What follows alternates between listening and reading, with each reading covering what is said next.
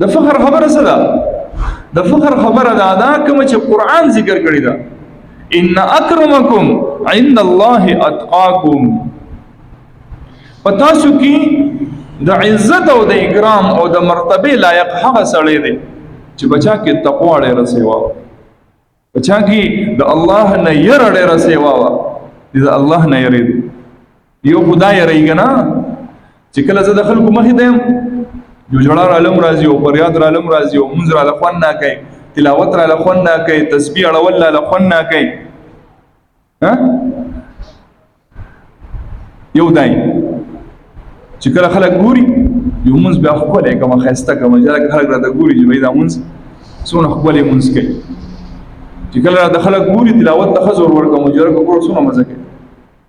خو چې کله زما تنهایی کیم نو په تنهایی کې بیا زما څه پوزیشن دی؟ آیا بیا مال په تنهایی کې د فرض مصفن نه کوي؟ آیا په تنهایی کې مال نوافل خون نه کوي؟ آیا په تنهایی کې مال بیا تلاوت خون نه کوي؟ په تنهایی کې مال بیا جړه خون نه کوي؟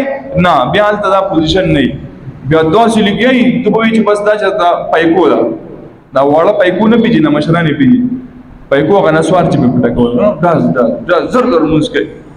خو چې کله د خلکو په منځ کې نو بیا ډېر په خشوع خضوع سره دا تقوا نه ده، دا تقوا نه ده. تقوا څه څه دی؟ تقوا داسې یو بریک دی چې کله دا د انسان په زړه کې پیدا شي نو دې د ګناهونو نه بندي، دې بیا په اخکارا او په پټه په یوازوالي کې او په مجلسونو کې دې د الله نه یریږي، او دغه مقصود دی د تقوا.